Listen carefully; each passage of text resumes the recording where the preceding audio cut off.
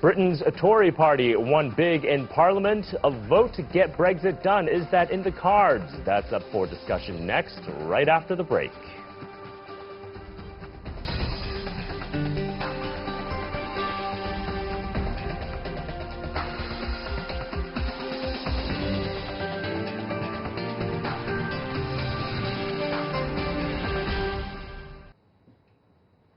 Welcome back. You're watching World Insight here on CGTN. I'm Michael Wong, sitting in for Tian Wei. Next, we turn to the United Kingdom, where Boris Johnson's Conservative Party won over 360 seats. That is well past that 326 seat needed for a majority. It's also the Tories' biggest win in Parliament since the heyday of Margaret Thatcher back in the 1980s. So, with this new mandate, is Prime Minister Johnson and his pledge to deliver Brexit by the end of January on track? Election, your voice has been heard, and about time too.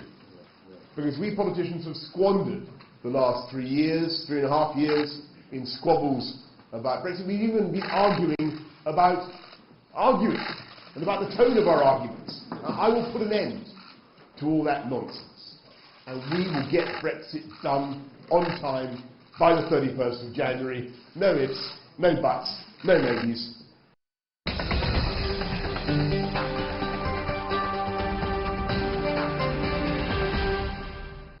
So what does a victory for the UK's Conservative Party mean for Britain? In London, we have Ian Begg, a professorial research fellow at the European Institute of the London School of Economics and Political Science. In Brussels, we have Fraser Cameron, a senior advisor at the European Policy Center over in Brussels. And with us right here in our Beijing studio is Professor Cui Hongjian, the director of the Department for European Studies at the China Institute of International Studies. Welcome to you all. Ian, I want to begin with you because this is certainly a big win for the Conservatives, the largest majority since Margaret Thatcher's time. Is this indeed a clear mandate to actually now, finally, to get Brexit done? It's certainly a clear mandate for Boris Johnson. I think it's a personal triumph for him. I had a lot of misgivings about whether he would achieve it, but he clearly has. He's gambled big and he's won. What this will mean for Brexit is that the first stage of Brexit, withdrawing from the EU, is almost a cast iron certainty for the end of January next year. What will happen next is that Boris Johnson will present all the relevant legislation in the House of Commons. He'll push it through very rapidly, and we will see that decision taken which will enable the UK to leave the European Union on the 31st of January or even before.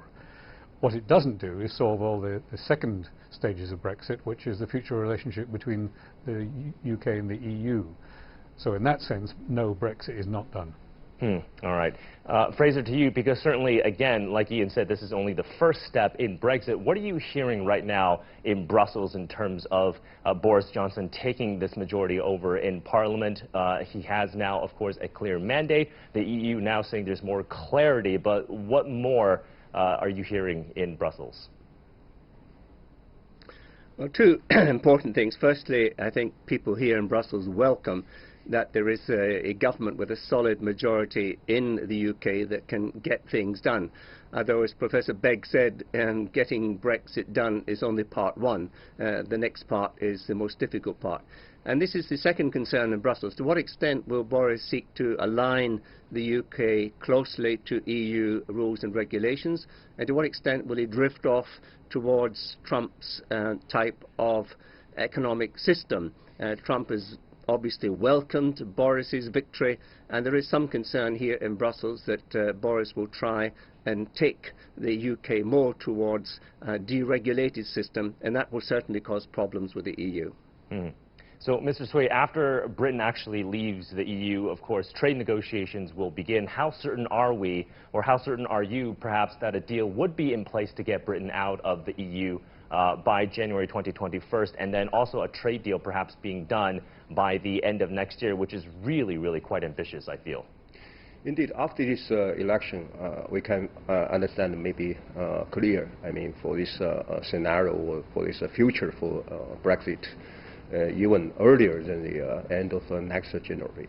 But of course, still, I think there are some, maybe still some uncertainties, even if it's not so big. For example, how about this time for the votes in Parliament, because we know so far, not yet. I mean, for the Conservative Party, they do have a very strong consensus on the Brexit itself.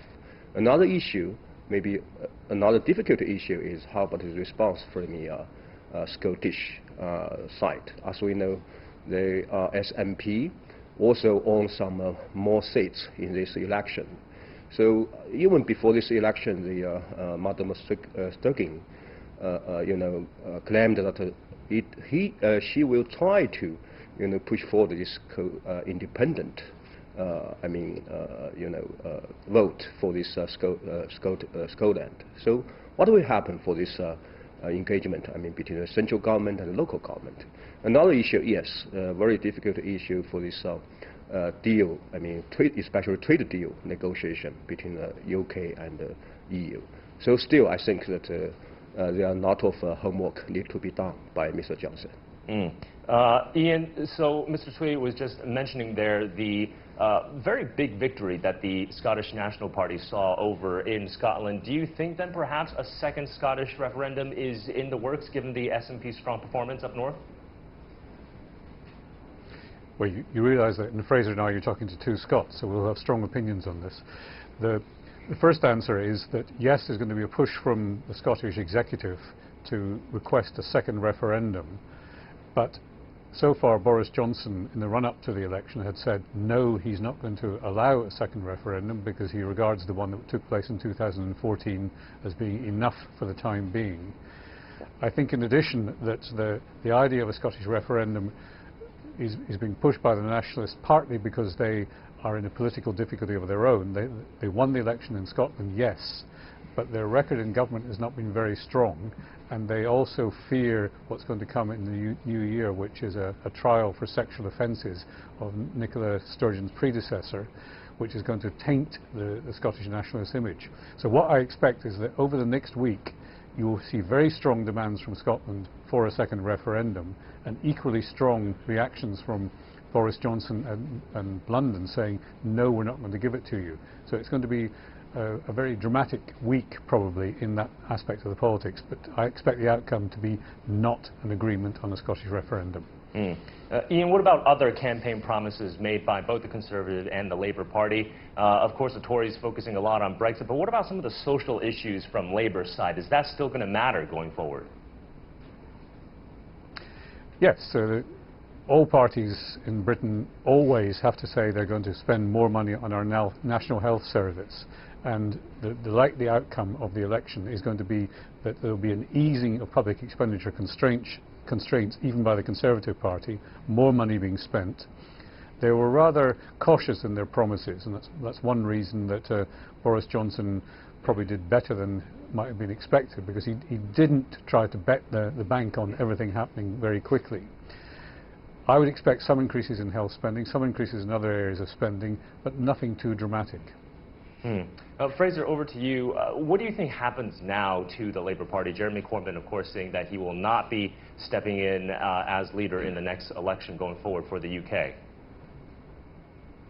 Well, there's going to be an almighty civil war, because the two wings of the party obviously don't agree on what went wrong. For the Corbynistas, they feel that this was a media conspiracy, that they get all mixed up in the Brexit debate, and that they had just got their message across a little bit stronger, all would have been well.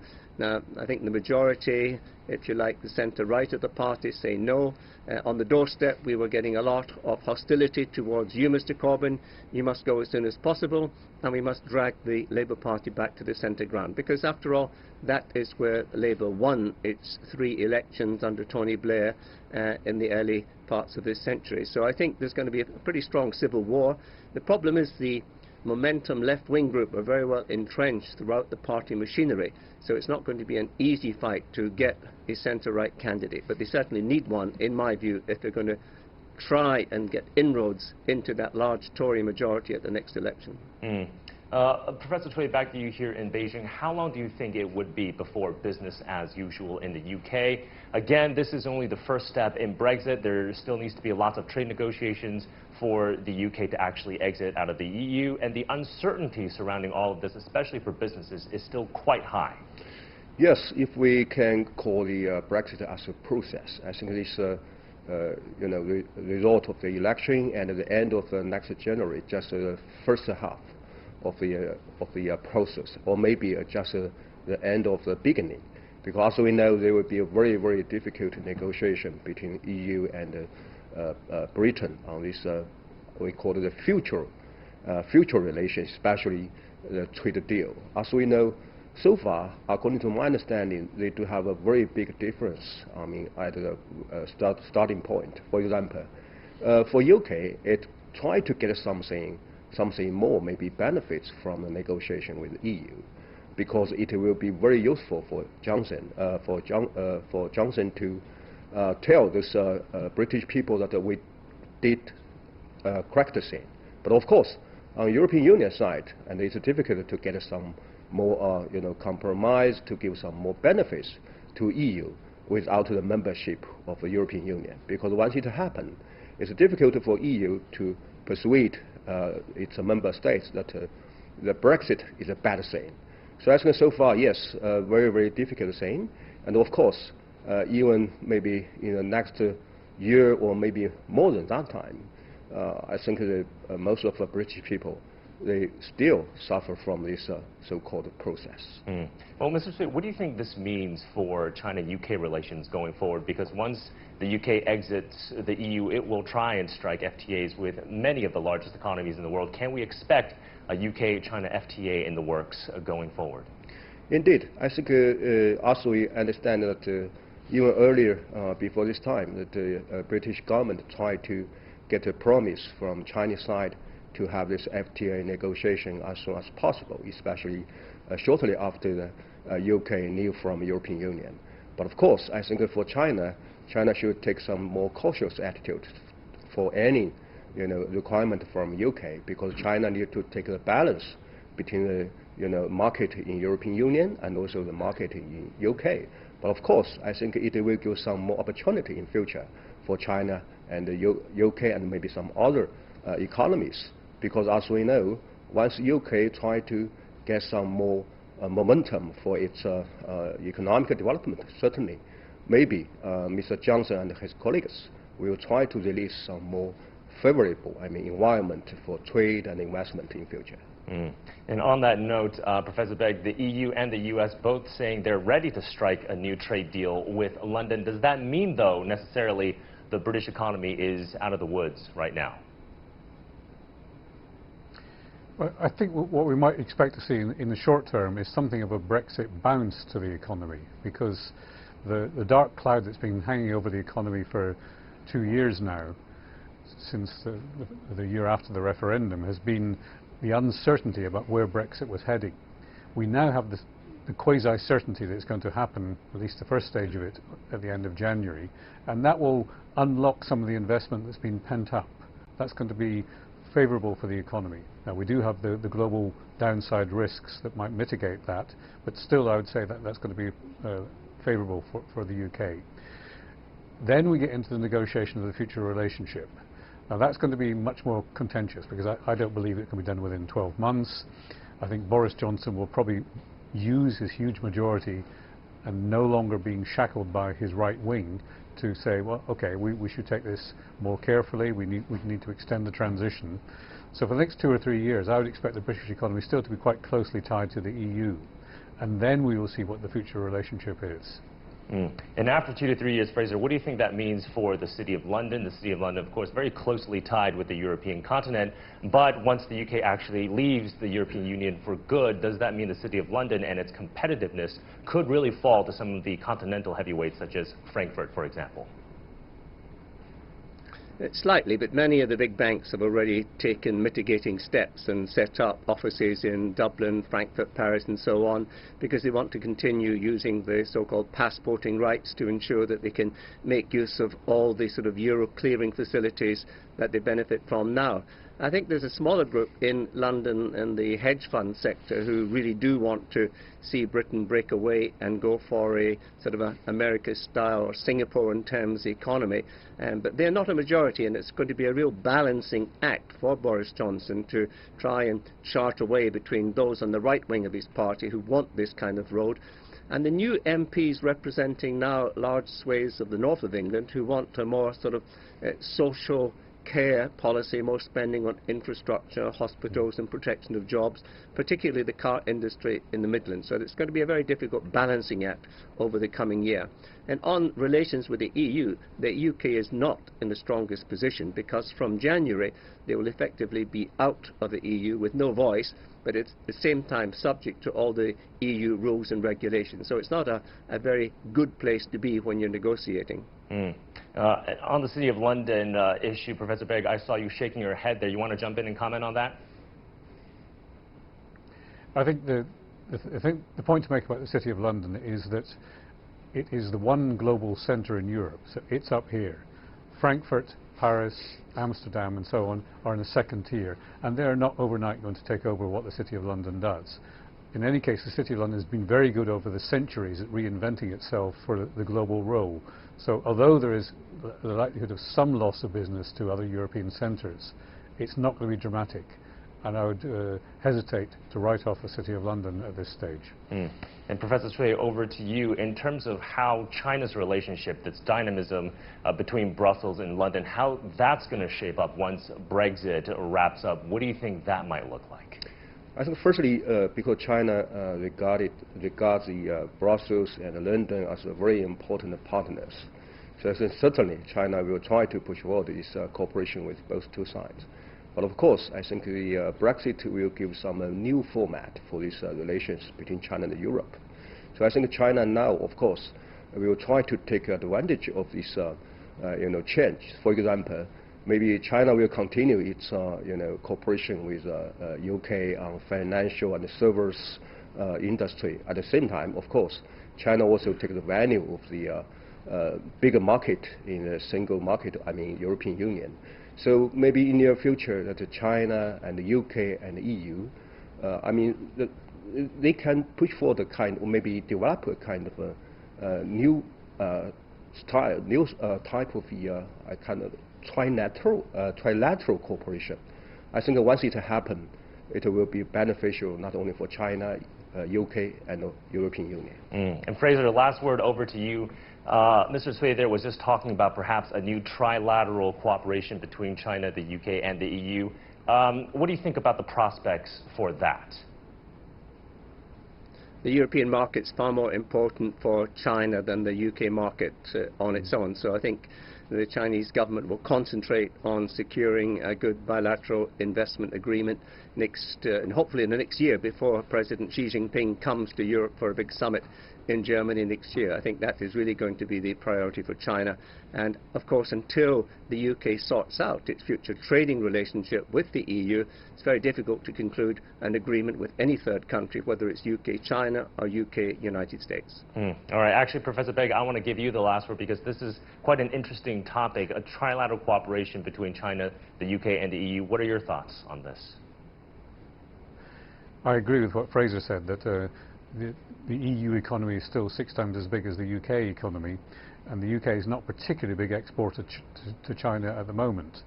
The famous line is that the UK exports more to Ireland than it does to China. That's not going to change overnight, and I would say that the UK will want to join in what the EU does with China and have similar terms, but is not going to set the pace in the way that the EU will be able to do. Okay, we're going to leave it there. Many thanks for your insights on this topic. Gentlemen, Professor Ian Begg from LSE joining us over in London, Fraser Cameron for us in Brussels, and Mr. Cui Hongjian for us here in Beijing. Well, that's it for this edition of World Insight here on CGTN. For more in-depth analysis on the major stories driving headlines all around the world, feel free to visit our website. Just type World Insight CGTN into your search engine, or you can also check out our YouTube channel. You can also follow us on Twitter and Facebook. For everyone here on the World Insight team, thanks for watching, and tune in again next time for more insights across China and around the world.